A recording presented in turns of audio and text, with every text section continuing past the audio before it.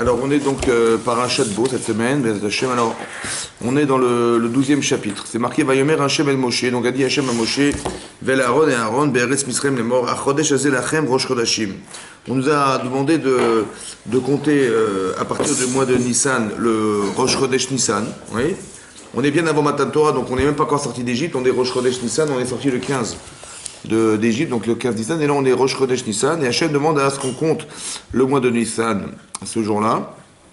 D'abord, le Kanat Ben Israël est mort à Sol Chodesh, Vaikrul M, c'est les Betavot. Donc on nous a demandé de prélever un korban, un sacrifice, un agneau, d'accord, le 10 du mois, donc il a été prélevé le 10, etc.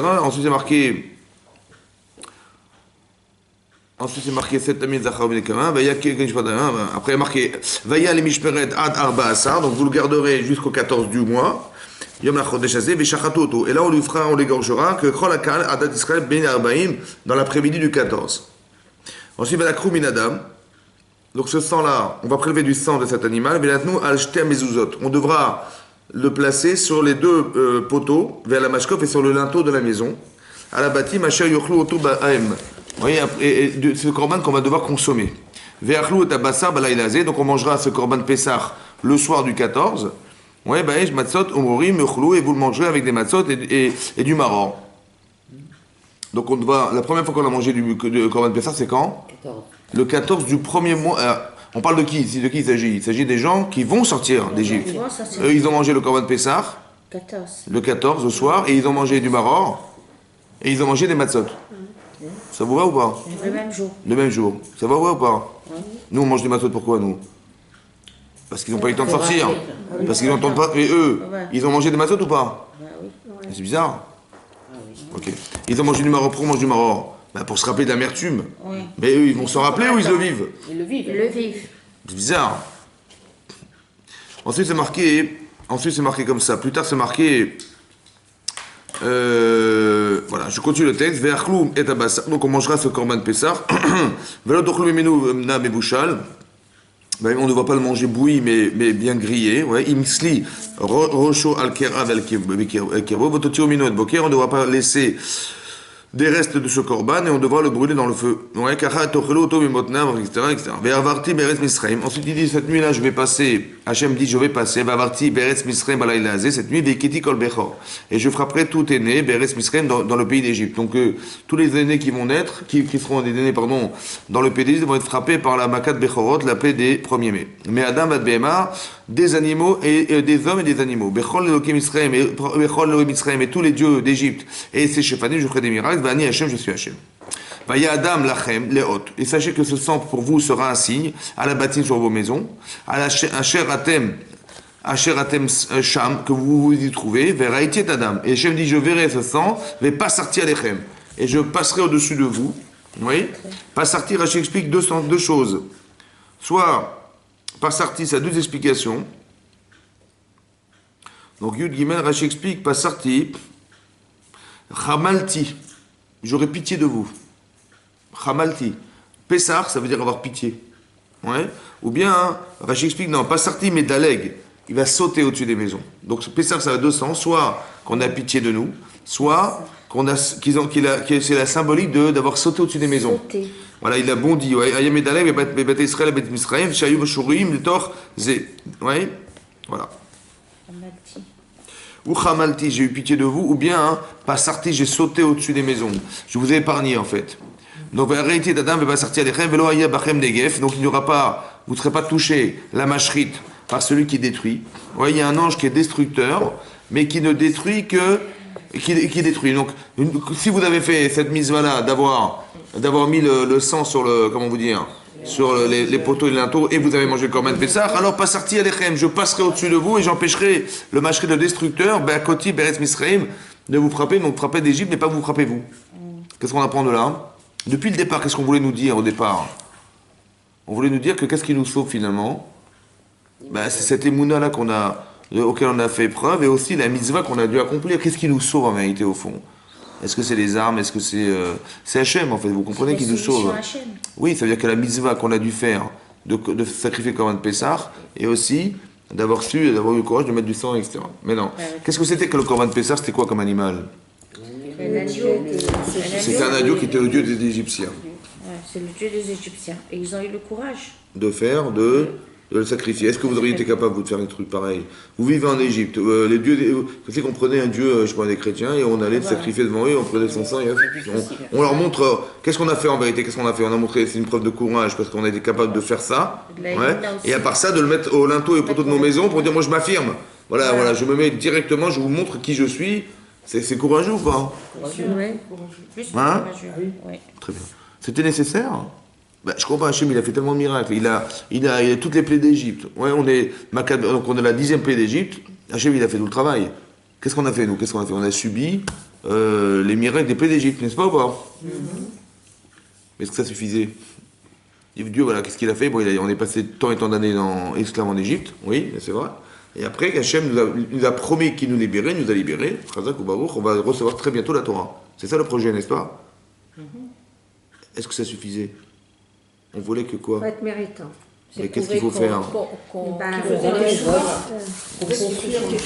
C'est vrai, ouais.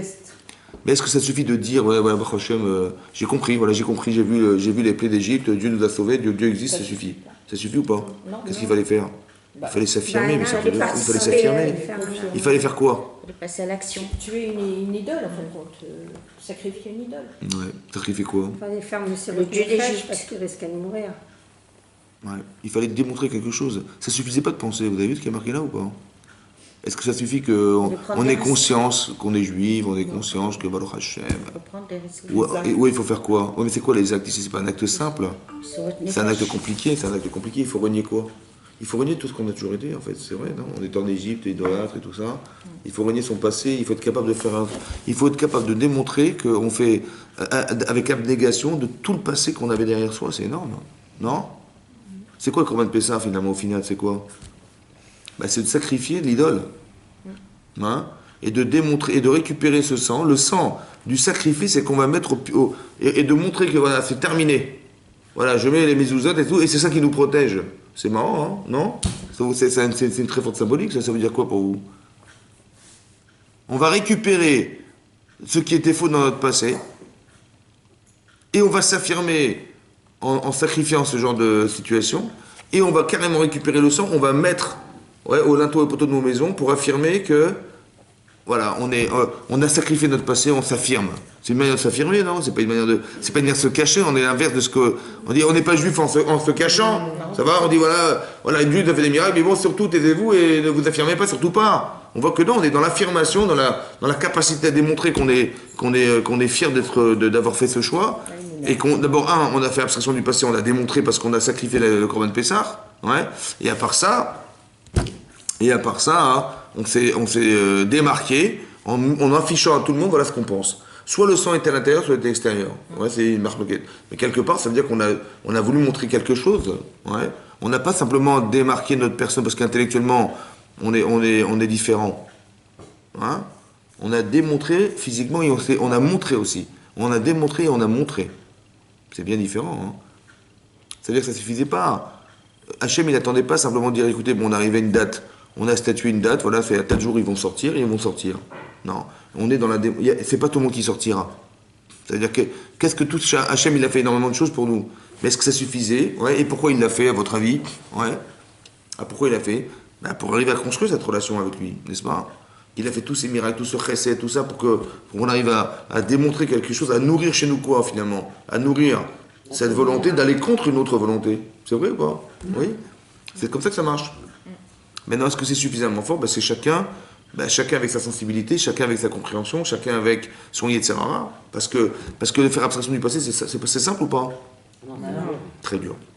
Et je vais vous prouver que c'est pas évident. Pourquoi c'est pas évident? Et c'est pour ça que c'est un grand mérite d'y arriver. Ici, c'est marqué, vous savez qu'à Pessah, le Shabbat qui précède Pessah, il s'appelle Shabbat Agadol. Gadol. Parce que, c'est quoi, en quoi il est grand ce Shabbat? Il est spécialement grand. Et le Shabbat qui précède, c'est quel Shabbat en fait? C'est quel Shabbat? Vous savez quel Shabbat c'est celui-là? C'est celui-là. C'était un Shabbat le 10. Ah oui. Qu'est-ce qu'on a fait le 10? On a prélevé un korban, qu'on a sacrifié le 14, et qu'on a consommé dans la nuit. Ça va? Et le matin, on est sorti d'Égypte. Voilà, c'est ça la suite des choses. Maintenant, qu'est-ce qui se passe? Le 10, c'était un Shabbat. Shabbat à Gadol. En quoi il était Gadol ce Shabbat? Qu'est-ce qu'il avait de spécial ce Shabbat? Il est Gadol, il est spécial là. Mais c'est l'annonce de la Géoula. Non, De- c'est de- pas ça. On a défié les Égyptiens, on a montré qu'on était indépendants d'eux et de leur. En quoi il est Gadol? En quoi il est Gadol? Parce que les Égyptiens, ils n'ont rien dit. Ça veut dire qu'on aura pris leur Dieu. On l'a égorgé devant eux, on l'a carrément tué devant eux, et ils n'ont pas réagi. Voilà ce qui est marqué. En soi, c'était un Shabbat énorme. Parce qu'on n'a pas. Comment dire, tous les Égyptiens qui étaient des idolâtres, ils n'ont pas réagi à la situation qui est la leur, qui est de voir qu'on a pris leur Dieu, on l'a sacrifié, ils n'ont pas bronché. Et ce silence-là, il est énormissime. Et ça, c'est démonstrateur de la volonté d'Hachem de nous sortir d'Égypte, etc., etc. Le fait que les Égyptiens n'aient pas réagi au fait qu'on ait sacrifié leur Dieu est un miracle extraordinaire. Il s'appelle Shabbat à Gadol. Mais non.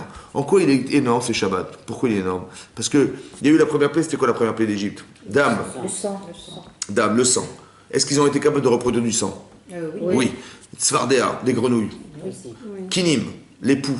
Ils ont été capables de refaire des poux ou pas? Ah ben non. Non. Non. Pourquoi? C'était trop petit les poux. petit. Ça veut dire que qu'est-ce qu'ils faisaient les Égyptiens? Ils utilisaient de la sorcellerie. C'est quoi la sorcellerie? C'est quoi la magie? Qu'est-ce qu'ils faisaient? Est-ce qu'ils Par la illusion? Par la tombe. Alors on dit non, c'est pas de l'illusion. C'était comment? Quand ça, par exemple, vous prenez un bâton, vous le jetez par terre. Qu'est-ce qu'ils faisaient? Ils faisaient appel aux démons. Il y a des démons, des shédim, ça s'appelle des shédim.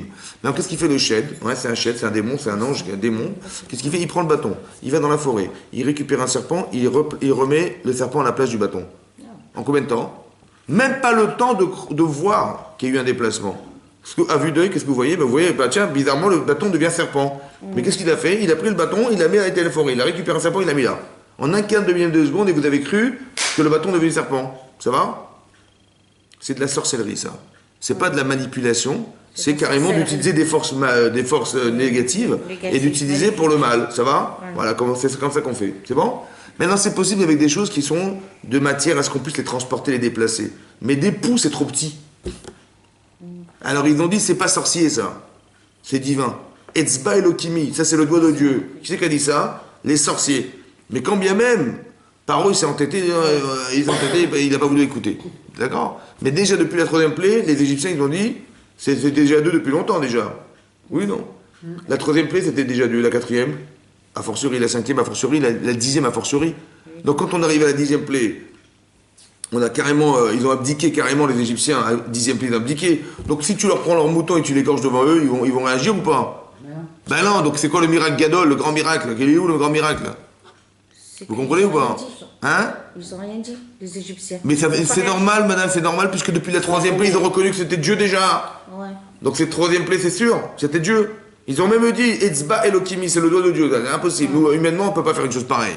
Sur la terre, c'est pas possible. Donc, si déjà la troisième, c'est pas possible, alors la quatrième, c'est déjà plus possible. Et la cinquième, et la sixième, et la septième, et la huitième, et la dixième, c'est plus possible. Donc quand on arrive après la dixième, et qu'on prend leur Dieu et on les sacrifie, évidemment qu'ils vont pas se plaindre, évidemment ils vont rien dire, ils vont pas réagir, évidemment. Oui ou non? Qu'est-ce qu'on apprend de là? Et la Torah dit, un miracle, ils n'ont pas réagi. Et Paro a réagi à chaque fois. Paro, il a refusé à chaque fois. Jusqu'à la combien de plaie? La cinquième. Après la cinquième, c'est Hachem qui lui endurcit le cœur et qui l'empêche de faire un choix. Mais jusque-là, c'était lui. C'est le plus entêté, c'était lui en fait.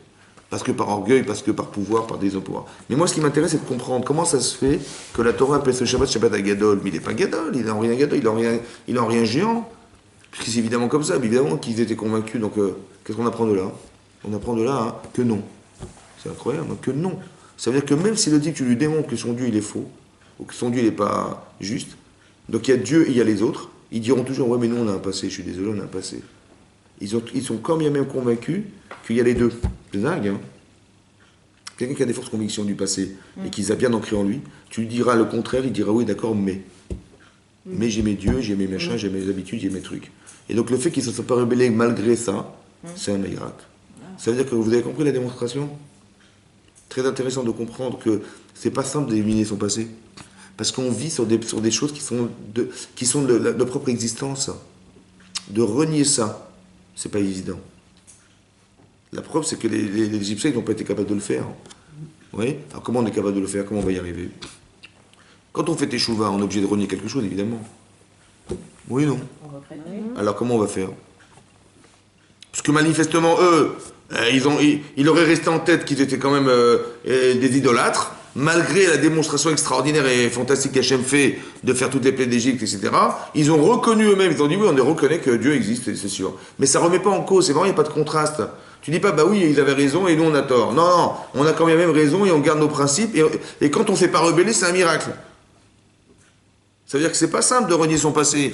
Comment on fait alors pour renier son passé? Comment on fait? Et c'est ça qui nous sauve, vous comprenez ou pas? Que Hachem, il a sauté au-dessus des maisons, ou bien il nous a pardonné, ou il a eu pitié de nous, parce qu'on a été capable de faire, non seulement de l'avoir compris, mais d'avoir manifesté par un acte, d'avoir démontré quelque chose. On n'est pas juif dans nos têtes, on est juif aussi dans notre façon de se vêtir, dans sa façon d'être, dans la façon de parler, dans notre façon... Tout ça c'est vrai, on n'est pas juif seulement dans nos têtes. C'est ça qu'Hachem il voulait, et c'est ça qui nous sauve. C'est la misva qui nous sauve.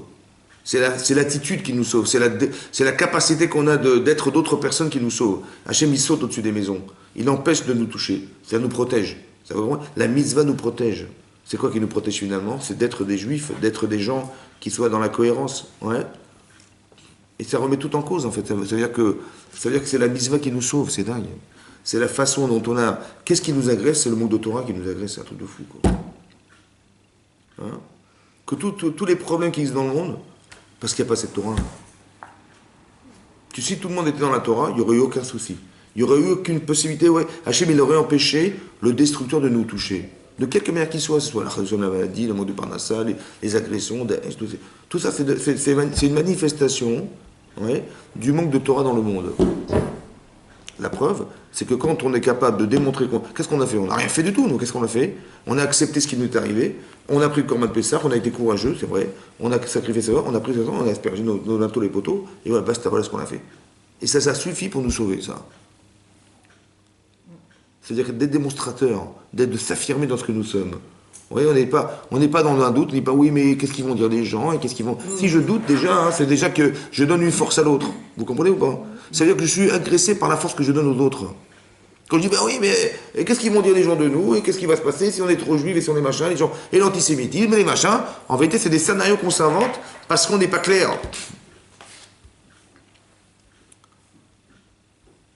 Mais normalement, quand tu prends le dieu égyptien, tu l'égorges devant eux, tu vas enflammer un antisémitisme énormissime, oui ou non? C'est ça la logique ou pas? Carrément, c'est une agression, on les agresse. Et on voit que c'est l'inverse. C'est un truc de fou. C'est de la provocation, on voit que c'est l'inverse. C'est de l'affirmation. Tu dis, je refuse. Je refuse ça, voilà. Je refuse, j'accuse, machin. Et quelque part, tu te distingues. Mais c'est ça qu'Hachem, il voudrait tellement... Mais quand on arrive à ce niveau-là, est-ce qu'on peut avoir dit Yetzirah après tout ça? Quand tu t'es affirmé, tu as eu le courage d'avoir le courage. Comment j'ai eu le courage? Parce que quelque part, j'ai tellement animé chez moi, et j'ai tellement nourri cette volonté d'être juif, que maintenant, qu'est-ce qui peut m'arrêter? Rien. Et comme j'ai eu le courage, tout le Yetzirah, c'est d'arriver à me rendre faible. Mais quand je suis fort, ben je refoule. Vous avez compris ça? C'est ça qui nous sauve. Ça veut dire que le mashrit, le destructeur n'a de force contre nous qu'à la limite de ce qu'on lui donne. C'est dingue. Comme si que c'est des vases communicants, que le manque de bien, c'est du mal. Et le mal nous touche. Ce qui nous touche, c'est qu'on n'a pas été au bout des choses. Ouais. Que la carence, comme dans la vie professionnelle, comme dans la vie dans toutes nos vies, ouais, on est victime de nos carences. Ouais. Ah bah tiens, j'ai pas eu le courage de dire, j'ai pas eu le courage de faire, j'ai pas eu la force de dire, j'ai pas eu l'intelligence, j'ai pas eu la connaissance. En vérité, on est victime en permanence de nos carences. Oui ou non? Mais c'est vrai dans le physique, mais c'est vrai dans le spirituel, c'est pareil. Seulement, c'est formulé d'une autre manière. C'est pas une forme d'échec personnel, c'est parce que, voilà, il y a des gens qui parlent de nous, il y a des gens qui vont faire sur nous, il y a des gens qui vont nous dire des choses contre nous. Voilà ce qui va se passer. La réalité, elle est différente. Mais c'est le même schéma, en fait, vous comprenez, seulement formulé d'une autre manière. Quand j'ai pas travaillé, ben voilà, j'ai raté mon truc. Bon, ben c'est moi, et je sais que c'est moi, c'est de ma faute. La différence, c'est que là, je vois pas que c'est moi. Vous savez, c'est transparent. Mais quelque part, il faut comprendre qu'Hachem, il nous a montré à travers ce qui nous arrive quelque chose qui est de l'ordre de la décadence. Ce que tu vois autour, ce que tu entends, en fait, c'est Hachem qui te le dit. Mais il te le dit d'une manière que tu dois le comprendre. C'est Hachem qui nous sauve. Vous comprenez? Là, c'est marqué clairement, passe artiste, c'est moi qui passe au-dessus des maisons, j'empêche le mashrit de vous toucher. Ouais? Parce que pourquoi je l'empêche? Parce que c'est vous qui l'avez retiré quelque part. En vous affirmant, vous avez empêché cette difficulté à exister chez vous. C'est pour ça que j'ai toujours expliqué que c'est très important qu'on arrive à développer la notion de l'effort, le plaisir de l'effort, le plaisir du courage, le plaisir d'atteindre quelque chose dans sa vie.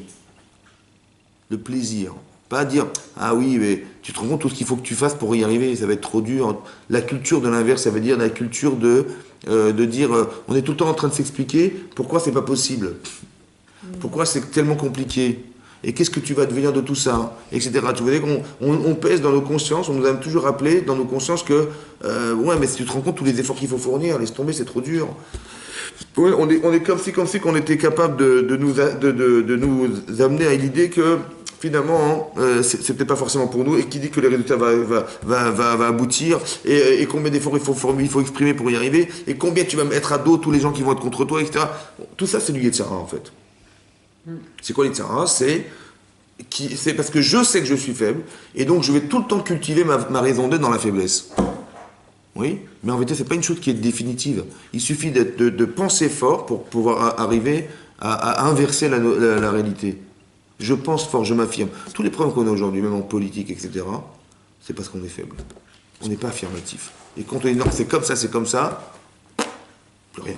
C'est vrai, c'est comme ça que ça marche. Quand tu t'affirmes dans des choses, ben la personne elle sait que tu es fort, elle va pas essayer de te pousser à penser l'inverse. Tout dépend de tes convictions. Mais comme on est gentil, comme on est machin, comme on protège les gens, on n'est pas méchant. Les gens, ils profitent de ça. Ils en profitent et ils s'opposent à nous. Regardez comment ça se passe en Israël, regardez comment ça se passe avec le monde autour de nous. C'est pareil, c'est toujours comme ça. Quand on n'est pas affirmatif, on n'est pas fort, tout de suite, on profite entre guillemets, d'une forme de faiblesse, parce qu'on est animé d'un désir de faire le shalom, et les gens en profitent et ils nous crachent dessus. Vous avez compris? C'est pas comme ça qu'on doit faire. Des fois, il faut pouvoir s'affirmer. Tu prends le corban et tu le sacrifies, tu dis, voilà, tout mon passé, c'est terminé. Voilà, c'est fini, tout ça. Mais c'est possible que si j'ai compris. C'est possible parce qu'émotionnellement, je sais que je vais perdre. Et que maintenant, je sais ce que j'ai à gagner. Ça va? Il ne faut pas seulement le comprendre intellectuellement. Parce que quand je vous le dis intellectuellement, bien sûr que c'est plus facile de comprendre qu'on est plus proche d'Hachem que du Yetzirah. Et qu'on a plus à gagner d'être proche d'Hachem que du Yetzirah. C'est vrai, c'est compréhensible. Seulement, dans la réalité, c'est pas vrai. Ça va, on pense que ouais, pourquoi pas, et comment je vais faire, et comment je vais y arriver. C'est marrant que physiquement, on a du mal à accepter cette idée-là. Alors il faut que le physique s'investisse. Ça va, qu'on prend le corban et on fait, je vais voir de mes yeux vu que j'ai le sacrifié. J'ai pris le sang et j'ai carrément affirmé, voilà, je m'affirme et je me démontre, voilà, je mets le sang sur les pinteaux, les linteaux, et voilà, je montre au monde entier. Ça va? À la suite de ça, Hachem va nous sauver. C'est ce qui nous sauve en fait. C'est notre façon de cultiver ce judaïsme qui est en nous, de l'affirmer, autant que de faire des mitzvot, de l'entretenir par des mitzvot. Il a suffi d'une mitzvah. Oui, qu'Hachem il a dit qu'on va pouvoir passer et ce jour-là sera un jour de souvenir. Très important que dorénavant on va fêter Pessah. Oui, ve'aya ayom hazeh lachem les zikaron ve'chagotem oto, vous le fêterez chag lachem. Les dorotechem, pour toutes les générations qui vont suivre, chukat olam, c'est une loi indélébile, techagou, vous le fêterez. C'est très important qu'on va fêter ça. C'est quoi fêter quoi finalement? On va fêter, c'est quoi fêter? On va manger comme il faut, on va jouir d'une situation, de l'histoire. On va répéter l'histoire. Prendre du plaisir à fêter quoi? Le courage qu'on a eu de s'affirmer. Qu'au final, le vrai symbole, c'est la force. Cette force-là, elle vient de nous, elle vient pas d'ailleurs. Oui. Et vous voyez, c'est pas des armes, on s'est pas battu contre personne, c'est simplement qu'on a été capable de s'affirmer dans nos positions. Et ça, c'est très important de le comprendre. Et ça se fait tous les ans. Le souvenir, voilà. Il ne faut pas qu'on oublie. Il ne faut pas qu'on oublie parce que la sortie d'Égypte, ça fait 3300 ans, ça fait bien longtemps déjà qu'on aurait largement oublié. Que les enfants, les petits-enfants, on a la misère de raconter la sortie d'Égypte, pourquoi faire? Transmettre. Très important de transmettre. On avait expliqué dans un cours qu'après la mort de Yosef, la mort de ses frères et de la génération qui est suivie, on s'est assimilé. Voilà, on s'est assimilé et malheureusement on a été rendu esclave parce qu'on s'est senti faible, alors on a été rendu esclave. Est-ce que c'est logique? Quand même, les Égyptiens avaient gardé quand même leur nom, leurs habits, leurs machins, ils avaient quand même gardé des trucs. Ouais, c'est vrai. Pas complètement assimilés. Assimilé dans le sens où ils faisaient la brit milah, terminé. Il avait arrêté de tout ce qui avait été transmis de Yosef, etc., ça avait été oublié. Est-ce que Yosef est mort? Hein? Oui. Il est mort ou pas? Ah oui. Bien sûr. Mais est-ce que Yosef est mort? En partie. Est-ce que les tzadikim meurent? On dit tzadikim, Yaakov l'omet. Yaakov n'est pas mort. Pourquoi il n'est pas mort? Pourquoi il n'est pas mort? Qui reste toujours dans le cœur. Parce qu'il y a toujours le souvenir de Yaakov. On continue à être juif parce qu'on descend d'Abraham, c'est comme Yaakov. On a des midotes, on a des qualités qui nous viennent d'un vote. Donc, ce à votre mérite, c'est ça, c'est d'arriver à perpétuer ce que nous sommes. C'est bon, ça veut dire quoi qu'il est mort, Youssef, alors? Physiquement, mais pas. Et est-ce que ça veut dire quoi qu'il est mort? Ça veut dire qu'il est mort dans notre tête. Il n'y a pas eu de souvenir. Si on s'était rappelé de Yosef, on se serait rappelé du courage d'être juif, on se serait rappelé de la fierté qu'on avait de l'être, ça va? Est-ce qu'on aurait été rendu esclave? Non, maintenant, regardez ça. Il est mort, Yosef. Il manque de reconnaissance. Il est mort, de talent. Yosef. Ça veut dire quoi, il est mort? Ben, il n'est plus jamais mort, oui. Oui. Ça veut dire qu'on peut tuer les gens qui sont les vecteurs essentiels de notre existence. Si on les oublie, ces gens-là, il n'y a pas de transmission de mémoire, ça s'oublie. Combien de temps ça prend pour oublier? Une génération. Truc de fou, ça. Nos petits-enfants, terminus. Si je ne transmets pas mes enfants, mes petits-enfants, c'est fini. C'est un truc de fou, ça. Hein?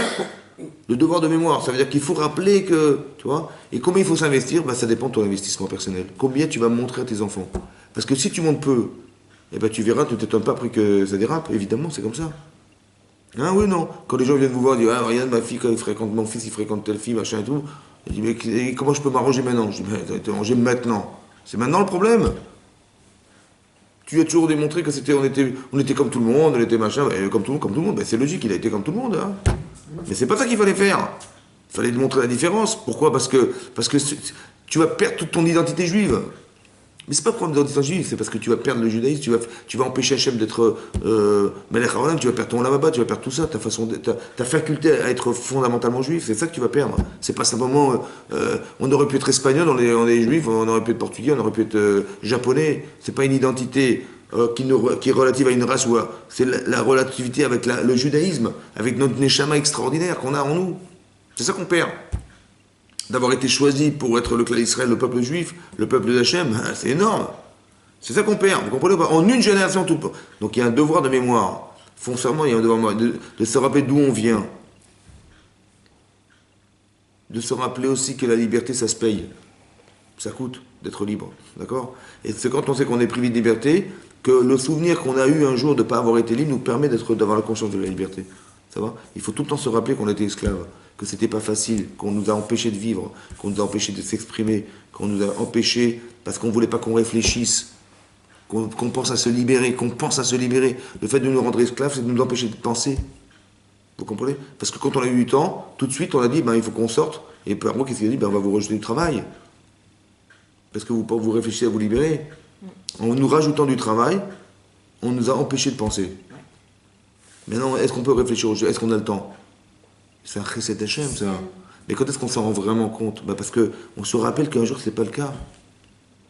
Il faut garder cette mémoire-là. Pourquoi faire? Pour deux raisons. Je pense parce que pour nous-mêmes, mais aussi pour empêcher le monde de retourner dans ces problèmes-là, de vouloir assujettir les autres. C'est vrai? C'est pour ces deux raisons-là que c'est nécessaire de se rappeler. Vechagote moto. Et vous allez fêter ça.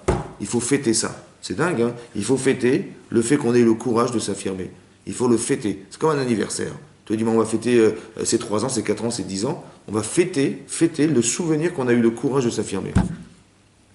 Pourquoi c'est comme ça? Parce que l'Yetzer Hara, il va jouer sur notre faiblesse émotionnelle.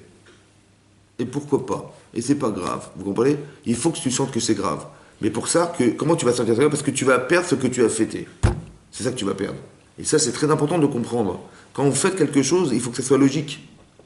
On va faire un bon plat, on va faire un bon repas, on va chanter, on va faire le hallel, on va faire tout ça, parce qu'il faut nourrir ce plaisir, qui a été une difficulté en soi. Mais ce choix, il est fantastique, il est extraordinaire. C'est le choix qu'on voudrait entériner et cristalliser en nous, alors on va le fêter. On va faire un bon repas, on va faire un bon plat. Ça va? Très important que Chaokotem. Ensuite, il est marqué Shivat Yamim Matzot Ochelou. 7 jours, vous mangerez des matzot. Ah, Beyom Arishon, Teshbitu, c'est en vérité, attention, le premier jour, il va falloir se débarrasser de tout le levain qu'on a chez soi.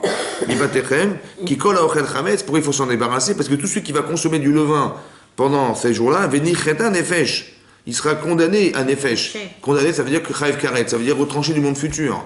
Si on mange du levain pendant ces 7 jours-là, on est retranché du monde futur. Mais Israël, Venicheta nefesh haïm Israël, cette personne s'est retranchée du monde futur, Miyom Arishon Ayam Hashivi, du 1er au 7e jour. Il ne faut pas manger du levain. Il faut manger des matzot 7 jours, mais il ne faut pas manger du levain. Ça va? Depuis quand de manger du levain, ça nous tue? Spirituellement. Vous comprenez ça? Plus manger du levain. Mais pourquoi ça dure que 7 jours? Si c'est pas bien de manger du levain, il fallait pas manger du pain et de tout ce qui est fermenté, ouais. Mais il fallait pas manger de l'année. C'est grave ou c'est pas grave? Pourquoi c'est grave que 7 jours? Pourquoi c'est grave que dans cette période de cet espace-temps de Pessah? C'est très grave. Hein, c'est Raïf Karetz, comme si on avait transgressé Kippour. C'est extrêmement grave. Vous comprenez que c'est grave ou pas? Pourquoi c'est tellement grave de manger du levain dans cette période de l'année? C'est quoi l'idée? C'est très fort. Hein, comme c'est que spirituellement, il y avait quelque chose à dégager d'ici, qu'on devait comprendre. Oui? Ok. C'est quoi le levain? Il faut manger des matzot, il faut pas manger du chametz. Il faut manger des matzot. Il faut manger des chametz. C'est marqué Bayam Arishon Mikra Kodesh, ou bien Machimi Mikra Kodesh, Kol Melecha Lo Yaase Bahem, etc. Ensuite, on nous dit Ushmartem et matzot. Vous garderez les matzot. Garderez, ça veut dire vous éviterez qu'elles gonflent. Ushmartem et matzot, vous garderez, vous garderez de faire que la pâte ne va pas gonfler. Donc il faut la malaxer, jusqu'à la mettre au four et qu'elle ne puisse pas gonfler. Qui be'etzem ayomazé, otseti et siv otm meres misrem, ushmartem et ayomazé, les dorotechem chokotalam. Vous garderez ce jour à tout jamais, le chokotalam, une loi indélébile que vous garderez. De garder les matzot. C'est quoi garder? D'éviter qu'elles gonflent. Donc il ne faut pas qu'elle gonfle. C'est quoi la différence entre du chametz et de la matzah? La farine, c'est la même.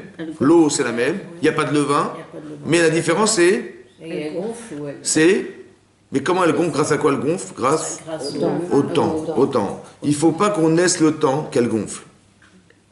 Il faut manger des matzot. Qu'on n'ait pas le temps... C'est marrant, on nous a proposé une mitzvah spéciale. On nous a demandé de manger des matzot et de ne pas manger du chametz.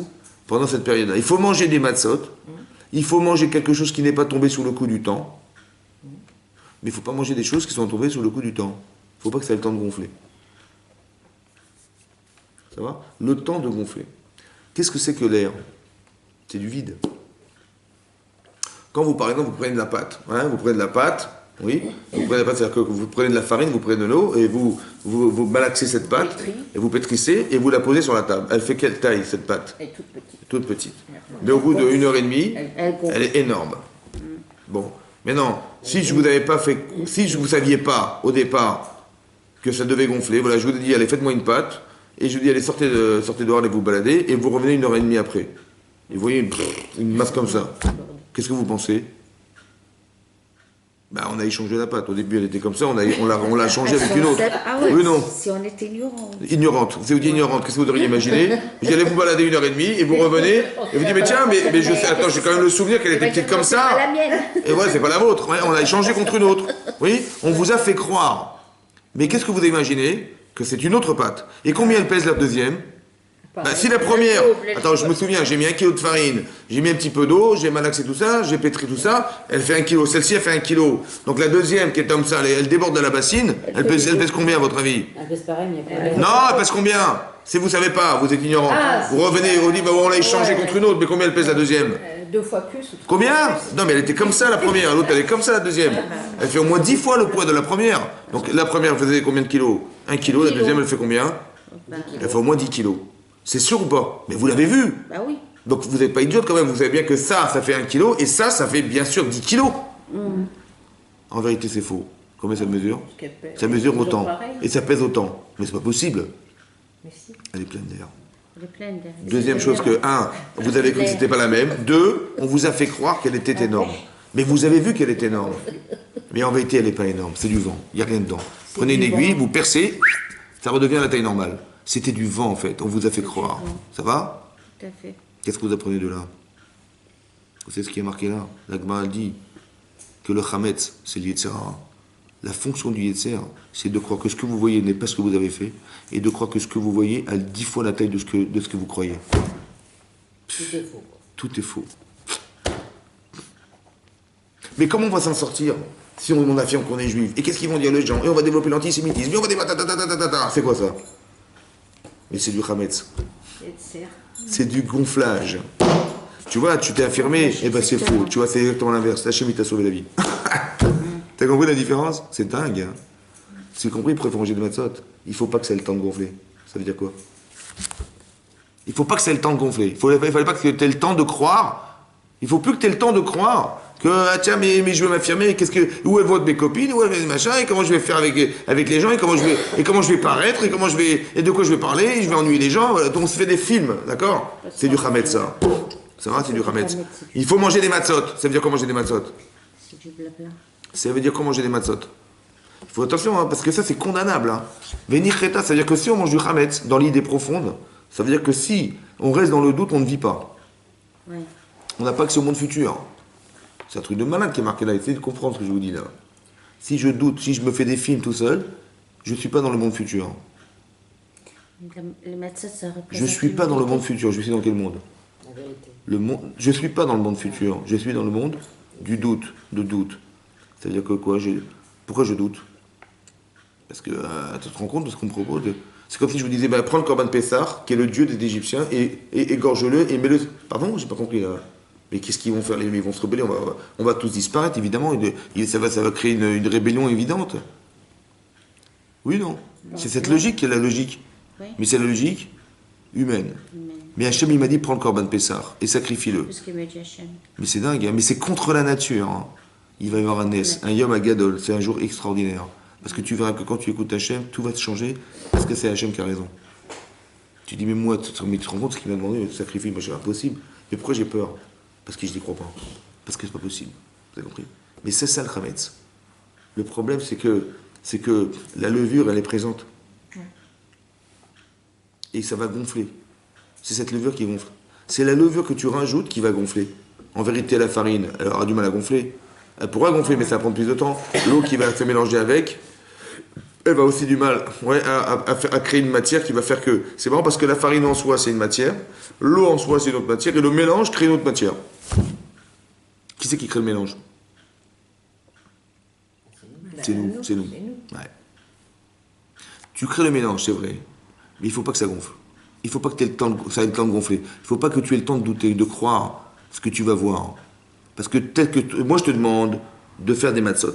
Je te demande de mélanger de la pâte et de mélanger de la farine et de l'eau.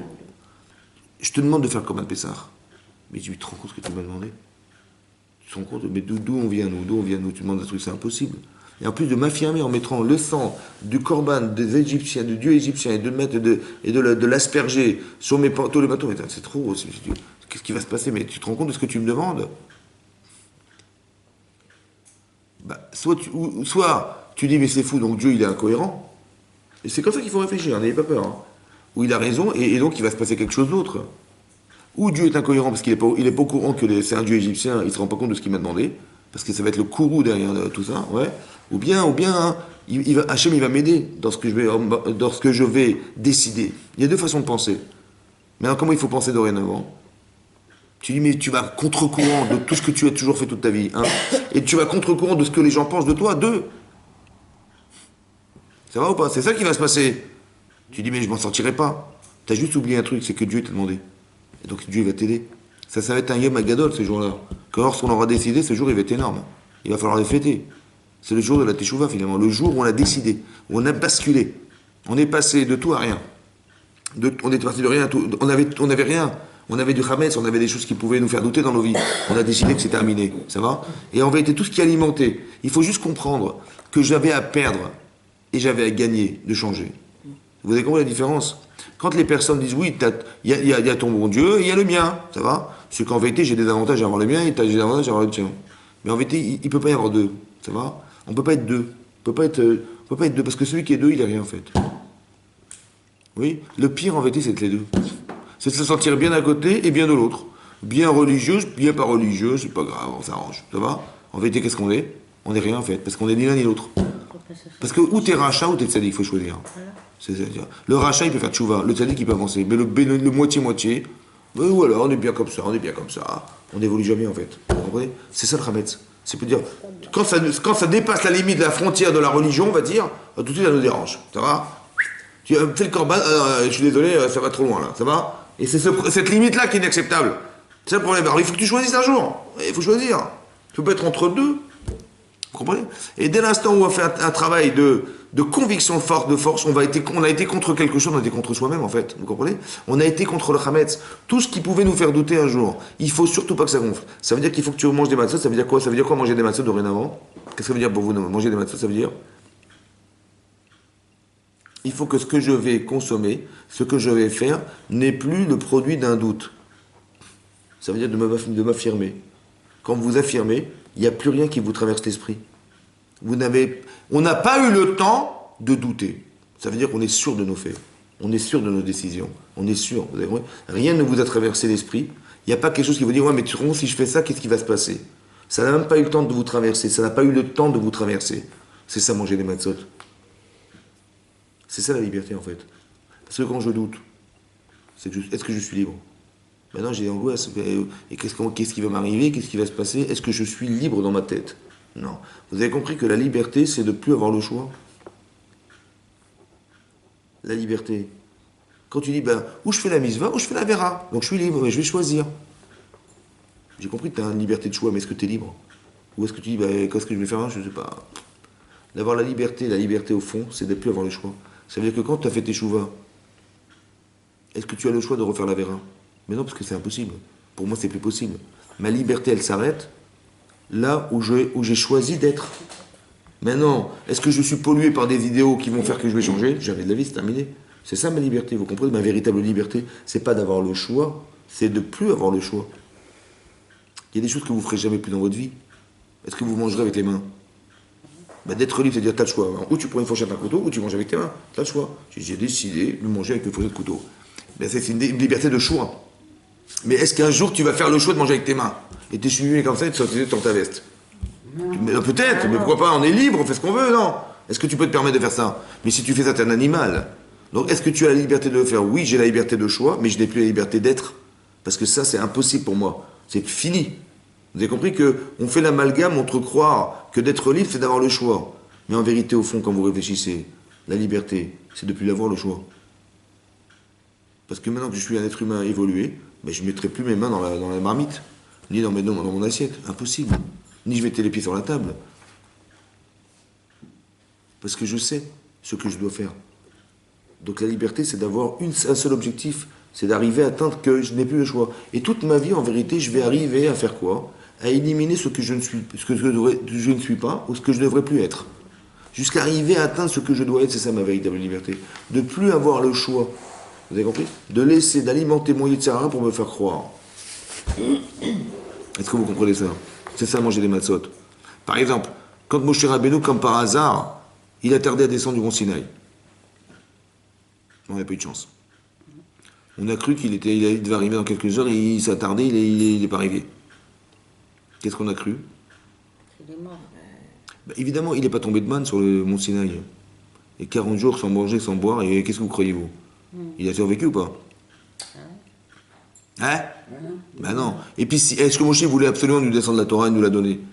Ben, il est monté pas pour la garder, hein, c'est pour nous la transmettre. Bon, ben ça fait tellement longtemps qu'il n'est pas descendu. Ça fait 6 heures. Un peu long quand même. 6 heures, ça fait longtemps qu'il aurait dû arriver. Donc s'il n'est pas là, c'est que quoi? Ben forcément, il est mort, vous avez compris? Ça a échoué, malheureusement ça a échoué. C'est ce qu'on voulait nous faire croire. Qui c'est qui nous a fait croire ça? Les Yitzhara. Maintenant, est-ce que c'était vrai ou c'était faux? C'était logique. C'était logique. Mais est-ce que c'était vrai? C'était pas vrai. C'était logique? Ouais, c'était logique. Ouais. Mais c'était faux. Parce qu'on nous a fait croire. On nous a fait croire que cette pâte, elle pèse 10 kilos. Mais je vois bien qu'elle pèse 10 kilos puisqu'elle fait la taille de 10 kilos. Mais non, elle est vide, c'est vide à l'intérieur. C'est ça l'Yetzer. Parce qu'on a laissé le temps que ça gonfle. Vous avez compris ce que ça veut dire? Ça veut dire que si on avait été convaincu au départ de ce qui pouvait arriver, ça veut dire si on avait des réponses à la question posée par l'Yetzer Hara, est-ce qu'on aurait fauté? Par exemple, si on s'était posé la question avant qu'il monte et s'il meurt, qu'est-ce qu'on fait? Il faut la poser la question ou pas? Ou on dit non, Hazvé Shalom. Qu'est-ce qu'on fait? Ils ne se sont pas posé la question. Est-ce qu'on doit se la poser? On dit non, Hazvé Shalom, à quoi tu penses au pire? Après, c'est la source de penser à ça.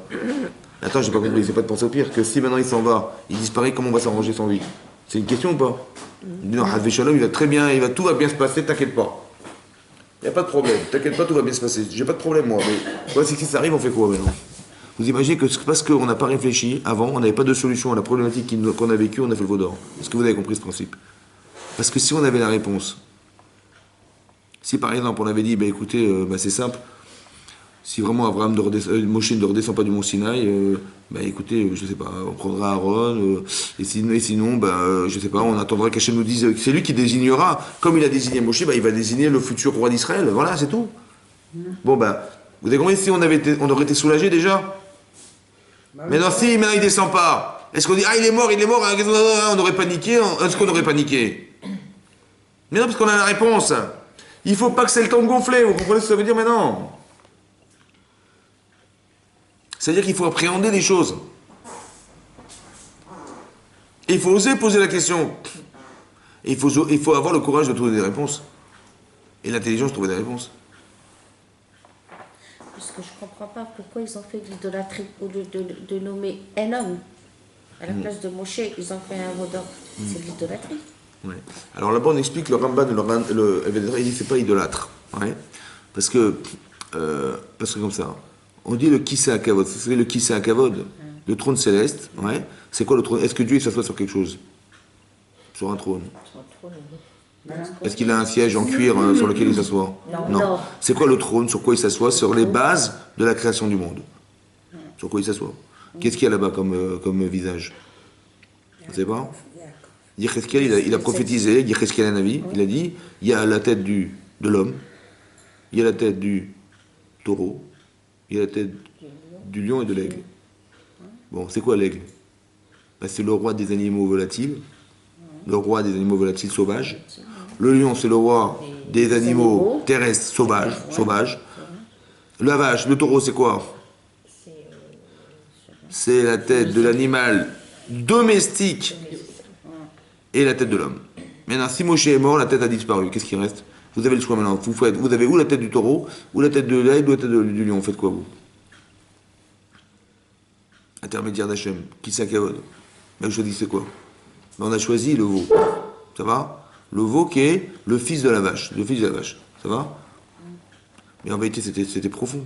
Ça veut dire que quelque part, ils avaient voulu trouver l'intermédiaire avec Hachem, qui était relatif au fait qu'il y a un taureau là-haut. C'est-à-dire qu'il y a quelque chose d'animal, malheureusement animal, mais qui est domestique.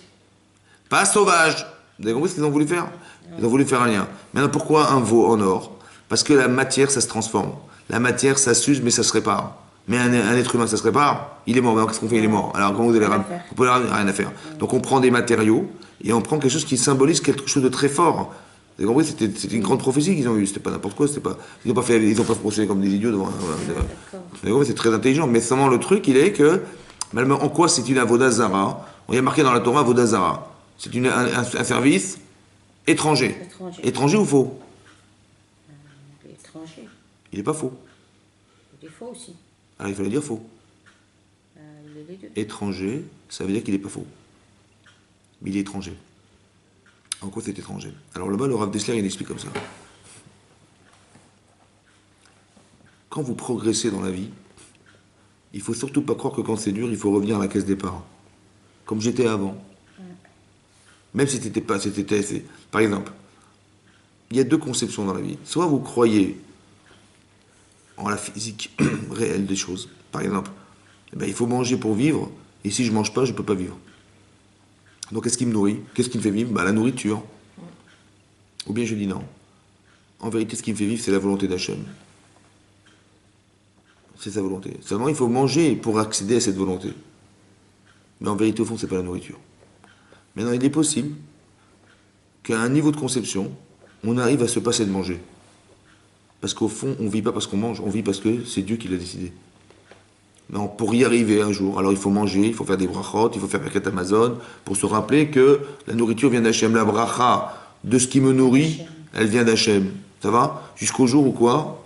Où je pourrais même imaginer que j'ai pas besoin de manger et ni de faire des brachot pour penser que Dieu existe. Ça, c'est le niveau de Moshe Rabbeinu. Il monte sur le mont Sinaï, il va rester 40 jours, 48 sans manger, ça veut dire qu'il est dans une conception où on n'a pas besoin de manger pour vivre. Tout est volonté d'Hachem. J'ai pas besoin de passer par... tiens, la Levana, le soleil, le machin, pour croire qu'il pleut, c'est grâce à la pluie, tout ça c'est artificiel en fait. Au fond du fond, c'est parce qu'Hachem il veut qu'on vive. Mais comme on est petit et qu'on doit atteindre ce niveau-là, il faut manger, il faut faire des brachot, il faut exister. Mais non, si la personne y croit, elle pourra vivre sans manger. Mais si elle n'y croit pas, elle ne pourra pas vivre sans manger. Vous comprenez ou pas? Maintenant, les Bnei Israël ont dit voilà, la seule manière qu'on avait d'exister jusqu'à présent, en pensant qu'on n'a pas besoin de passer par la matière pour vivre, c'était parce que Moshe était vivant. Maintenant qu'il est mort, on a perdu cette conception. Qu'est-ce qu'on va faire? On va retomber dans la conception numéro 1. C'est-à-dire passer par la matière pour croire en Dieu.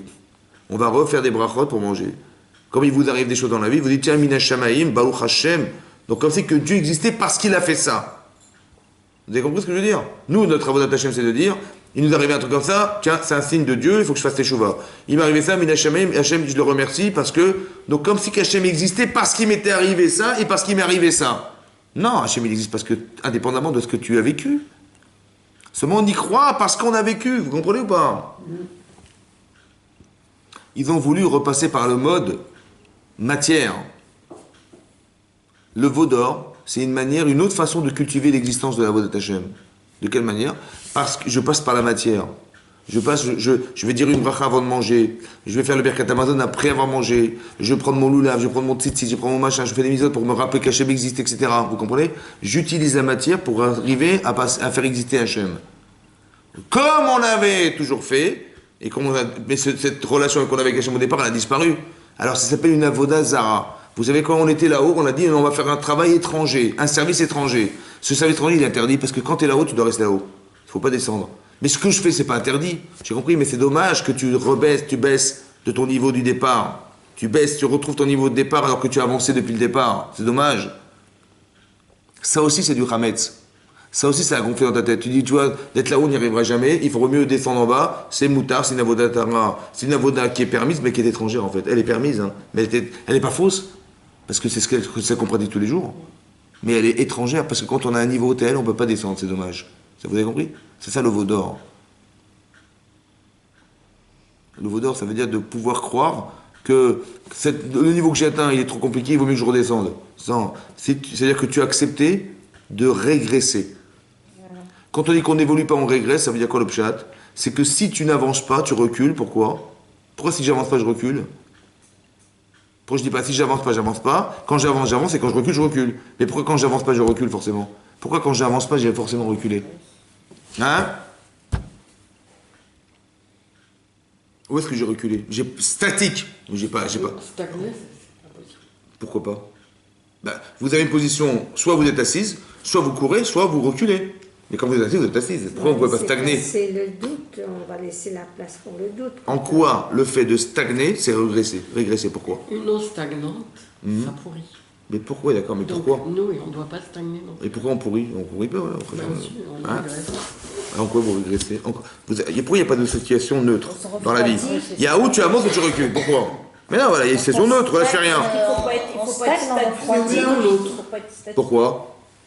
Pourquoi? J'ai pas fait la misva ce matin, quelqu'un n'a pas fait Kriyat Shema. Bon, j'ai pas fait d'Avera, j'ai pas fait de misva. Voilà, je suis neutre. Voilà, je suis neutre. J'ai pas fait d'Avera, j'ai pas fait de misva. Je suis neutre. Pourquoi il n'y a pas de neutre? Parce qu'on dit. Ah, t'as pas fait Kriyat Shema, t'as régressé. Mais non, j'ai rien fait. J'ai pas mangé non kasher et j'ai pas fait Kriyat Shema. J'ai fait les deux entre deux, voilà, entre deux. On a perdu le Avera. Hein? On n'a pas eu le contact. Pardon.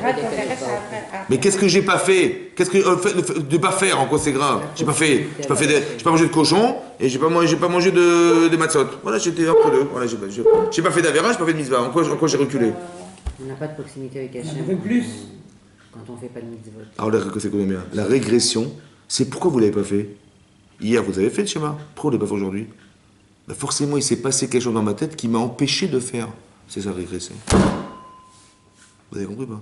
La stagnation, c'est révélateur. C'est ça que vous parlez des champignons. Ça veut dire que si je n'ai pas avancé, c'est qu'il y a quelque chose qui m'a empêché d'avancer, oui ou non? Qui s'est rajouté avec hier. Hier, je l'ai fait la mitzvah, pourquoi je ne l'ai pas fait aujourd'hui? Mais il y a forcément quelque chose qui s'est rajouté, qui m'a freiné. Et c'est ça qui est la régression de la personne. Il y a forcément quelque chose. Donc, je dois être à la recherche de ce qui m'a freiné aujourd'hui. Mais c'est ça le Hametz. Vous comprenez ou pas? Il y a forcément quelque chose qui m'a convaincu, qui était en vérité du rêve. Parce que, objectivement, on va dire objectivement, il y a la mitzvah d'un côté et l'Yitzhara de l'autre. Hachem, il est là et Hachem de là. Quand je dis, c'est trop dur, qu'est-ce que je dis? Je suis en train de dire, l'Yitzhara, il a raison. Mais il faut que vous compreniez qu'il n'a pas raison, l'Yitzhara. C'est impossible. Il faut que se mette dans sa tête clair et net. Donc quand je dis, comment je vais faire? Donc comme si que Dieu n'avait pas réfléchi, quoi. Hein? Il t'a proposé un truc qui était impossible. Quand Dieu te dit, prends ton korban, tu fais la shrita, mais attends, on est clair que c'est le korban, c'est un sacrifice de Dieu étranger, là-haut. Et on est en Égypte, là, on n'est pas en France, on est en Égypte, là. Donc tous les Égyptiens sont devant toi, ils te voient, et tu vas dire, voilà, tu vas les narguer devant eux, tu vas leur sacrifier leur Dieu, là, devant eux. Pas seulement ça, tu vas récupérer le sang et tu vas. Le poteau de la Torah, direct. Je me dis, attends, où est-ce qu'on est, là? Qu'est-ce que tu t'imagines? Mais c'est folie, là. Le courroux des gens, on va se faire massacrer, évidemment, c'est ça. C'est du rêve. Vous avez compris, c'est un truc de fou, ça. Parce que, qui c'est qui t'a fait croire? Bah, ton Yitzhara, c'est quoi le mauvais penchant? C'est ta faiblesse. Tu dis, mais tu te rends compte, on est quelques Hébreux, machin, on a des esclaves depuis des années, tout à coup, on veut s'affirmer. Mais c'est impossible. J'ai dit, affirme-toi. Écoute ce que je te dis. Et seulement ceux qui feront ça, ils vont. Je passerai au-dessus des maisons et je vous épargnerai. Tu te rends compte ce que ça veut dire? Ça veut dire qu'Hachem, il existe dans la partie essentielle de ton existence, qui est ta spiritualité, et tout le reste qui gravite autour, c'est du bidon. Tout ce qui gravite, c'est ce qu'on voudrait te faire croire. C'est le Hametz qui gonfle. Ça veut dire la pâte qui a gonflé. Tu dis, mais combien elle pèse? Elle pèse 10 kilos. Je dis, mais elle pèse 1 kilo. Mais vous êtes une menteuse. Parce que je sais très bien que moi, j'ai fait 1 kilo. Là, il n'y a pas 1 kilo. Si vous êtes une menteuse, je dis, regarde, prends une aiguille. Psst. Quand tu as la solution, tu as l'aiguille, tu as la solution, tu as compris. Mais pourquoi on doute? Parce qu'on n'a pas la solution. C'est pour ça qu'on étudie la Torah, vous comprenez? Parce qu'il faut avoir des solutions. La Torah, c'est un remède au Yetzer. La Torah, c'est des solutions. Donc quand tu étudies la Torah, tu as plus de chances d'avoir la solution. Le problème, c'est qu'on l'a pas. Donc comme on l'a pas, on dit, comment je vais faire, comment je vais faire? Ça va? Et oui, mais si tu l'as la solution, bah, tu n'as pas de problème. Comme si on devait se rassurer. Vous avez compris? D'avoir confiance en Dieu, d'avoir confiance en la Torah, et de se rassurer que des fois la Torah, c'est l'inverse de ce que tu vas voir. Mais rassure-toi que c'est comme ça. C'est ça le Korban Pessah. C'est ça les matzot. Tu vas manger quelque chose qui n'aura pas eu le temps de gonfler, qui n'aura pas eu le temps de te laisser douter. Donc il faut avoir des convictions pour pas que ça gonfle. Est-ce que vous comprenez qu'on doit être convaincu pour pas que ça gonfle? Mais qu'est-ce qu'il faut faire? Il faut avoir le courage de s'affirmer. Et tu verras que la réalité va changer. Les gens, ils vont te dire que la cavote. Alors que toi, tu croyais qu'ils allaient te rentrer dedans. Non. Ils vont te dire, Chazak Obalo, vraiment ton courage, franchement, tu t'affirmes, tu te complais dans ce que tu es, tu donnes envie. Voilà. Et bah, franchement, que la cavote. Mais c'est ça, en vérité, la vérité. C'est pas l'inverse. Tu dis pas. Parce que c'est aussi facile de se cacher. Mais sans s'en rendre compte, en vérité, quand on se cache, qu'est-ce que veut dire cacher? On est obligé de le cacher, Dieu, le pauvre. Faut pas se cacher, faut s'affirmer, faut être forte. Ça, Pessah, vous avez compris? Razak, mesdames. Shavua Tov ou Mazel Tov?